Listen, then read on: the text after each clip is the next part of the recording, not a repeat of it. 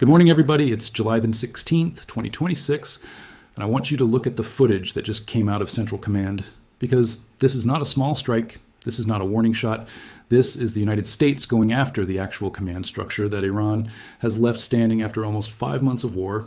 And by the time you finish this video, you are going to understand exactly why people are calling this the obliteration of Iran's military brain, not just another round of bombs on a coastline. So welcome back to the channel. I do this every single day. I break down the footage, I break down the platforms, I break down what's actually happening on the ground instead of just reading you a headline. And I do it because I think most people watching the news right now are getting fed sound bites without any context. And context is the entire game when you're trying to understand a war like this one. So let's get into it. Here's where we are as of this week. On Wednesday, July 15th, U.S. Central Command began launching wave after wave of strikes against Iran. And this wasn't a quick in and out. This was a 7-hour campaign that ran through the night and didn't wrap up until roughly 5:30 in the morning Iran time. CENTCOM said the strikes were designed to further degrade the military capability Iran has been using to threaten shipping in the Strait of Hormuz, and they hit dozens of targets along the southern coastline near the strait itself, going after missile and drone sites, coastal defense systems, and naval capability. This came right after the U.S. reimposed a full naval blockade on Iranian ports, which, if you've been watching this channel, you know is basically economic strangulation combined with military pressure at the same time. Because when you can't move your oil and you can't move your navy, you don't have a country left with any leverage. Now, Iran didn't just sit there and take it. The IRGC announced what they're calling the 8th wave of a retaliatory campaign. They're branding Operation Nasr, which means victory. And they claim their Navy and their aerospace force carried out a combined missile and drone operation targeting a radar system at a base in Kuwait, and what they described as a gathering point for what they called criminal soldiers of the American Army. Take that phrasing for what it's worth. That's regime propaganda language. But the operational claim underneath it is that Iran is still trying to hit back at American basing infrastructure in the Gulf. Iran also claims it inflicted heavy damage on the 5th Fleet headquarters in Bahrain, a logistics hub in Kuwait, and that it destroyed aircraft shelters housing F-15s, F-16s, and F-35s, along with several MQ-9 drones. I want to be straight with you here. None of that has been independently confirmed by the Pentagon, and Iran has a long history of inflating its own strike claims for domestic morale purposes. So file that under Iranian claims, not verified fact, until we see actual damage assessment. What is confirmed is that Jordan's air defense intercepted and shot down multiple Iranian ballistic missiles that entered its airspace, so the missiles were real. Whether or not they hit what Iran says they hit is a completely different question. But here's the part that I think most people are missing, and it's the reason I titled this video the way I did. This entire war did not start this week, and it did not start with a fight over shipping lanes. This war has been, from day one, an attempt to physically remove the people who make decisions for the Iranian regime, and that is what I mean when I say the United States and Israel have been going after Iran's military brain. Let me walk you back through it so you understand exactly what's been dismantled and why what's happening right now in the Strait of Hormuz is really just the back half of a much bigger operation. Go back to February 28th of this year. That is the day Israeli and American forces launched what was, by a wide margin, the largest coordinated strike either country has ever conducted against Iran, somewhere in the neighborhood of 900 individual strikes inside a 12-hour window. The stated objective wasn't just degrading missile sites, it was regime change, full stop, and the first wave of that operation killed Iran's supreme leader, Ayatollah Ali Khamenei, along with dozens of senior officials in a single night. I want to pause here because there was also a tragedy buried inside that first wave that doesn't get talked about enough. A strike that hit a girls' school next to a naval base near Bandar Abbas killed around 170 people, and that's not a number I'm going to gloss over. That's real civilian loss, and it matters, and it's part of why this war has been so brutal on both sides of the ledger. But from a pure military standpoint, the February 28th strike accomplished something that almost never happens in modern warfare. It took out the actual head of a nation-state government in the opening minutes of a campaign. Here's what most people don't realize, though. Khamenei had actually planned for this. In the months leading up to the strike, as the regime grew more and more convinced that an American or Israeli attack on their top leadership was coming, Khamenei quietly arranged a succession plan that split power 2 different ways. His son, Mojtaba Khamenei, was positioned to take over the formal title of Supreme Leader. But the real operational authority, the actual decision-making on how to run the war day to day, was handed to a career insider named Ali Larijani, who was serving as secretary of Iran's Supreme National Security Council, which is basically the closest thing Iran has to a national security advisor. Larijani had decades of credibility across the clerical establishment, the Revolutionary Guard, and the political class. He had negotiated with the West before. He understood how to survive inside that system, and for about 2.5 weeks after Khamenei's death, Larijani became the de facto commander of the Iranian war effort.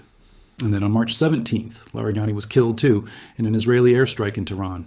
Read that timeline again, because it tells you everything about what this campaign has actually been targeting. In under 3 weeks, both the symbolic head of the Iranian government and the man who was actually running the war behind the scenes were both eliminated. That's not random.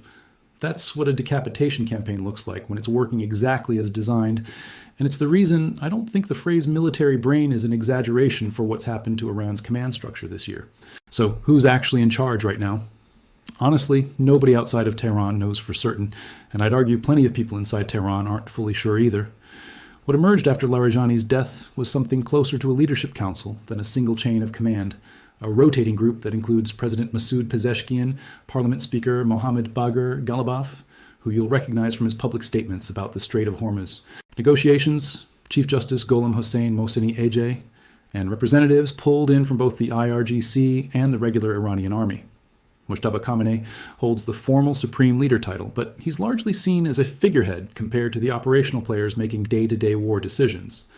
When you have a war cabinet built like that, a patchwork of survivors instead of a clear command hierarchy, you get exactly what we've been watching for months, which is inconsistent messaging, mixed signals about whether Iran wants a deal or wants to keep fighting, and a regime that seems to lurch between diplomatic overtures and missile launches, sometimes within the same 48 hours.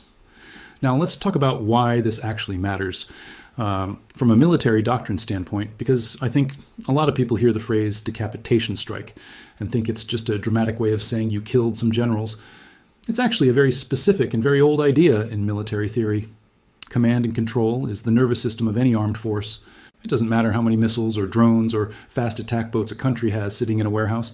If there's no clear chain of authority telling those units when to launch, what to target, and how to coordinate with each other, you end up with exactly what we're seeing out of Iran right now, disorganized, reactive strikes that look more like individual commanders freelancing than a coordinated military campaign.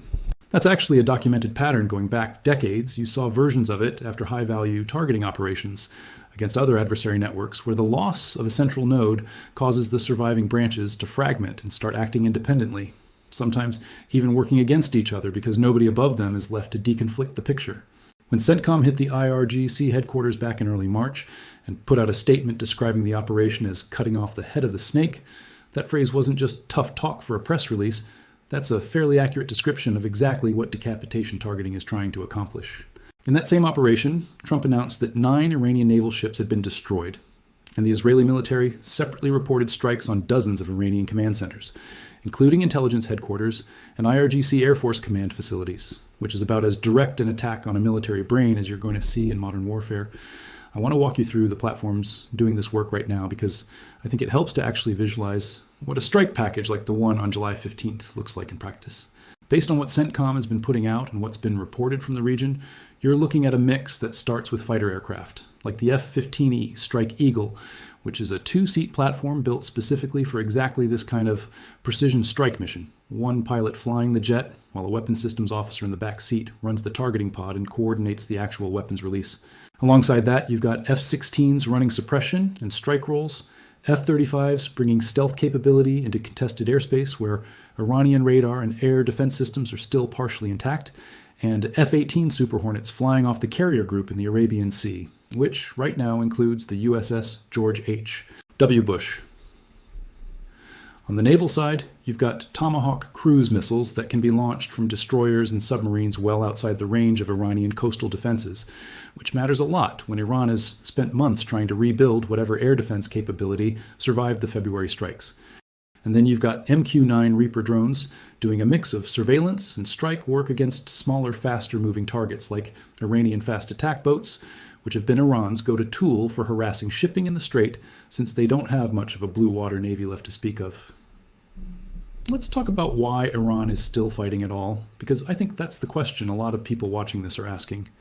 If the leadership has been this thoroughly gutted, why hasn't this ended? And the honest answer is that the Strait of Hormuz is the last real card Iran has left to play, about a fifth of the entire world's oil and gas shipments used to move through that waterway before this war escalated.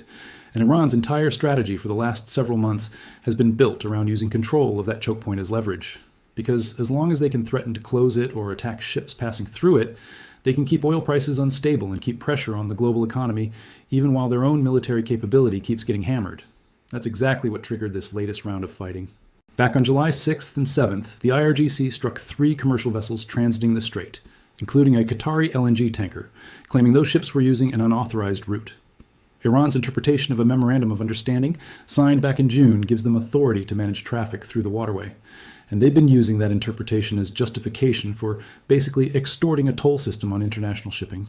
The US disagreed, obviously strikes resumed, and we've been in this escalating cycle ever since. US strikes degrading Iranian capability, Iran launching retaliatory strikes and missile attacks on Gulf basing, oil prices swinging wildly with every escalation. And I want you to actually see that number because it's not abstract. When the blockade got reimposed and the strikes resumed this week, Brent crude spiked over 9.5% in a single day, settling above $83 a barrel, which was its biggest one-day jump in over 6 years. That's the kind of number that shows up in your gas prices within days, and it's a direct result of what's happening in that strait right now. When people ask why the United States keeps degrading Iran's military capability instead of just declaring victory and walking away, this is why. Because as long as Iran retains any meaningful ability to threaten that waterway, they retain leverage regardless of how badly their leadership structure has been dismantled. I want to spend a little more time on the hardware side of this because I think it actually explains a lot about why Iran keeps losing ground, even when they claim to be inflicting serious damage on American assets. The F-15E Strike Eagle that's been doing a lot of the heavy lifting in this campaign is a jet that was purpose-built decades ago for exactly this kind of deep strike mission.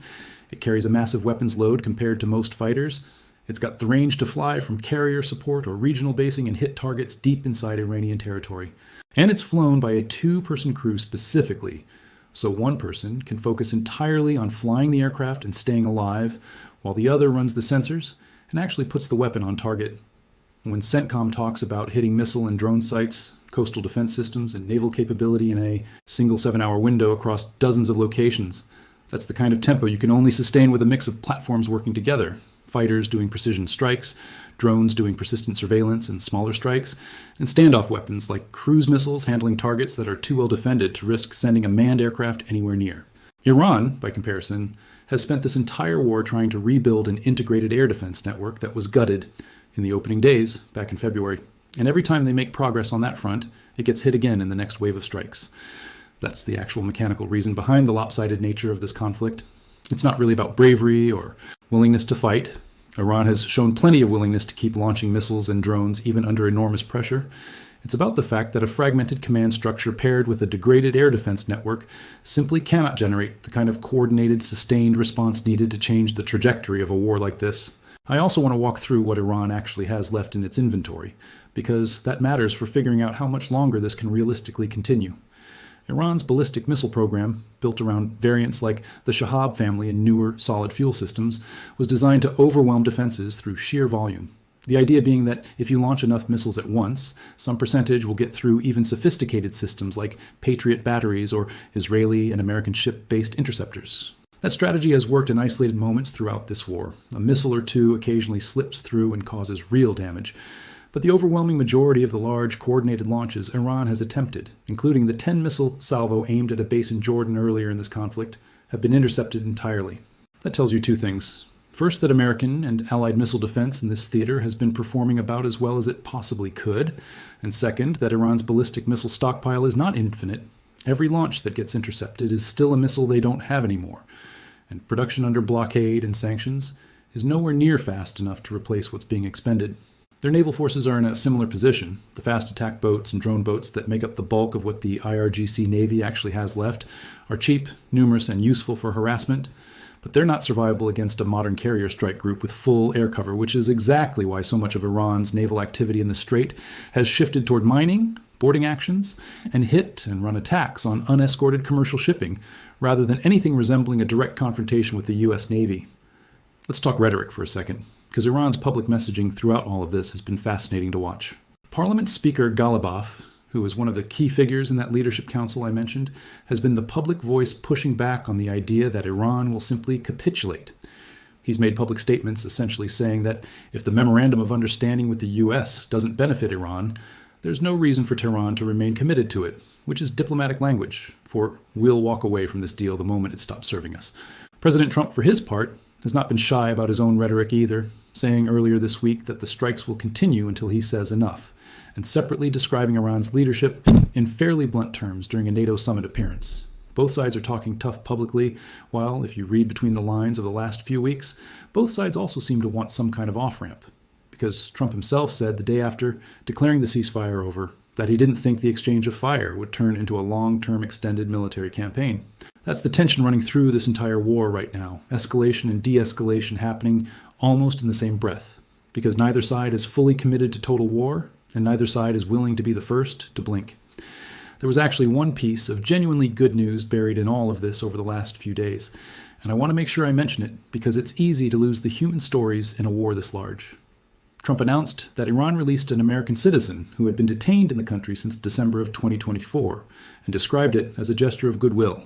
In a war defined by strikes, counterstrikes, and economic warfare, a single hostage release doesn't change the strategic picture, but it does tell you that there's still some line of communication open between Washington and Tehran, even while the missiles are flying. And that matters if you're trying to figure out whether this war ends with a negotiated settlement or ends with one side simply running out of capability to continue.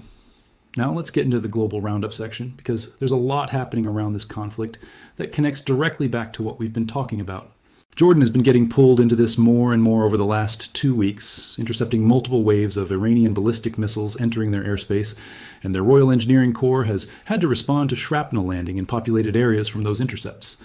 That's the unfortunate reality of missile defense. Even a successful intercept means debris is coming down somewhere, and Jordan has been absorbing that risk repeatedly as a member of the coalition supporting operations against Iran. Bahrain has also become a frequent target, with Iran claiming strikes against the Fifth Fleet's home port and Bahraini officials describing what they called systematic hostile attacks against civilian areas of the kingdom disguised as military targeting. Kuwait, Qatar, and Oman have all reported Iranian missile or drone activity aimed at American basing infrastructure and logistics hubs in their territory, and shipping data shows the number of vessels actually transiting the Strait of Hormuz has dropped to its lowest level in roughly 5 weeks. Which tells you the deterrent effect of this conflict is working on commercial shipping, even when individual strikes miss their targets. I also want to give you a quick sense of the human and economic ripple effects happening outside the immediate strike zones, because a war like this doesn't stay contained to the countries directly involved. Shipping companies have started rerouting or simply pausing transits through the strait altogether, which means longer voyages, higher insurance premiums, and delayed cargo for goods that eventually show up as higher prices on shelves thousands of miles away from the Persian Gulf. War risk insurance premiums for vessels attempting the strait have climbed sharply as underwriters price in the very real chance of a vessel getting struck, and that cost gets passed straight down the supply chain.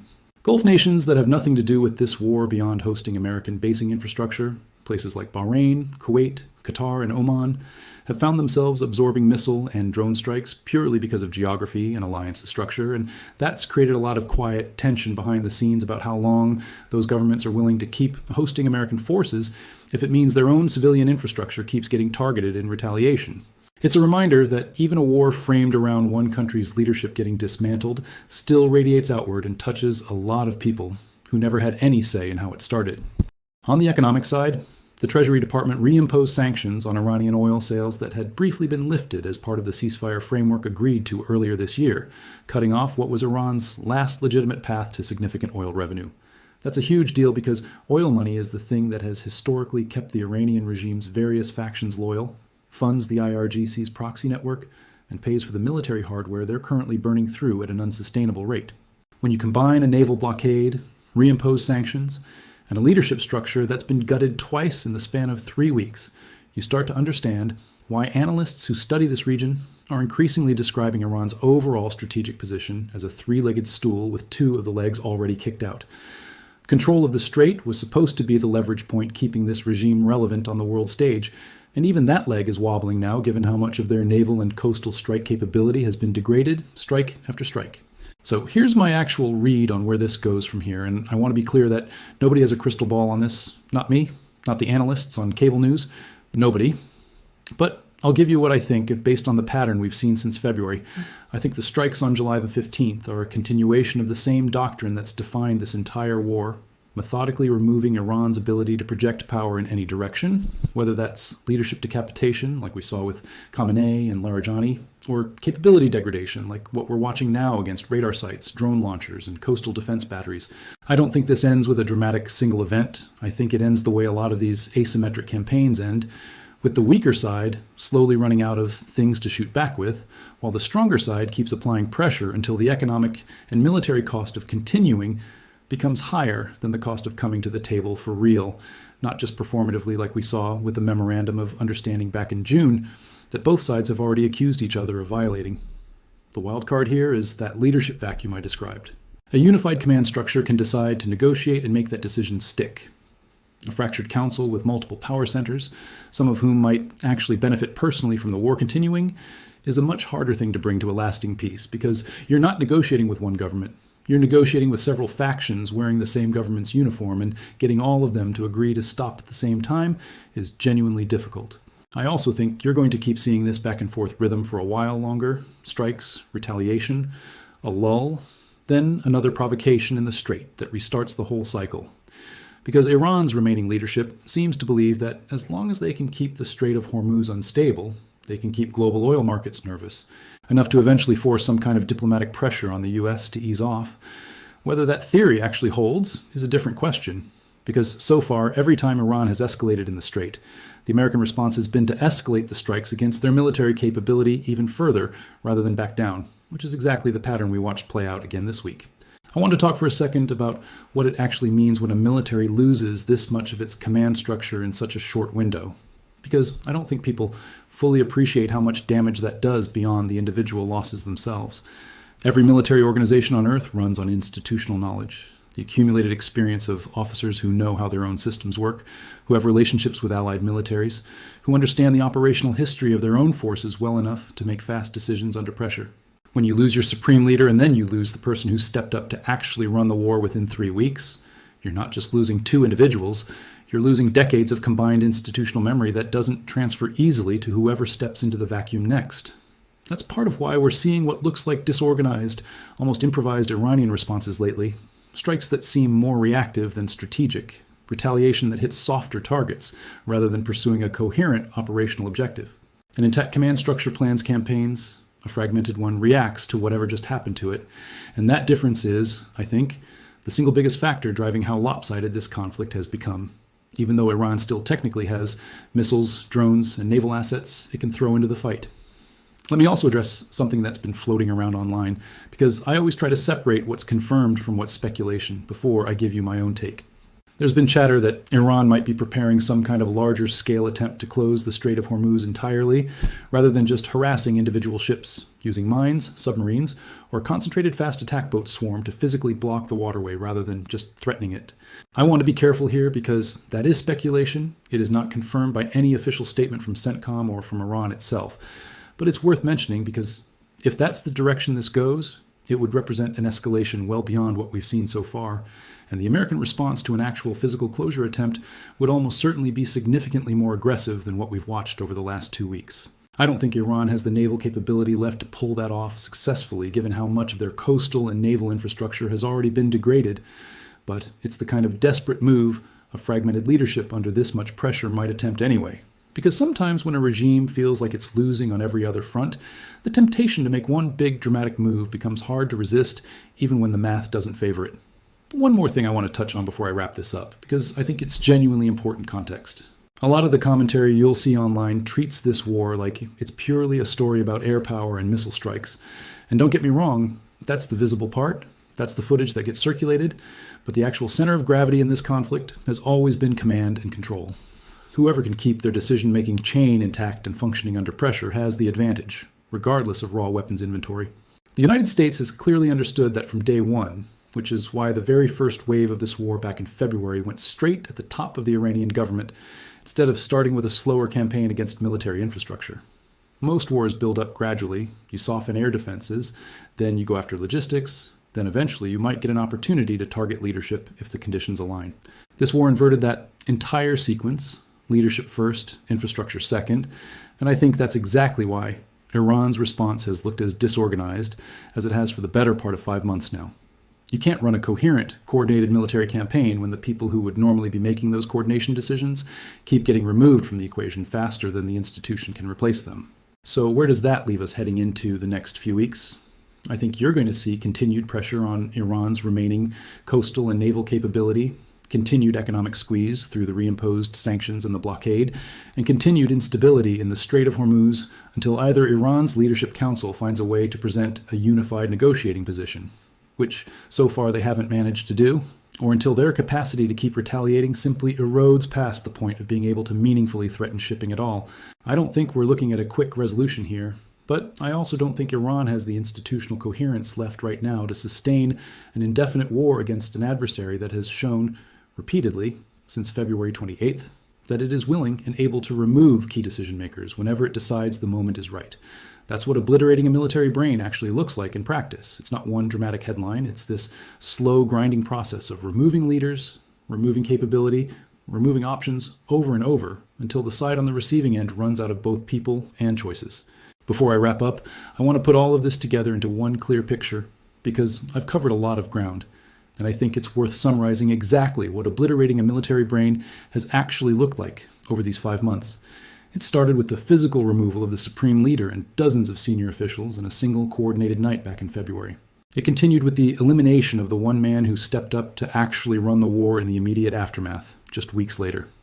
It's continued since then through repeated strikes on IRGC headquarters, naval command facilities, intelligence infrastructure, and now, this week, a sustained 7-hour campaign against the missile sites, drone launchers, and coastal defenses that make up whatever operational capability is left for that fragmented leadership council to actually direct. Every single piece of that campaign, taken individually, might look like just another strike in just another news cycle.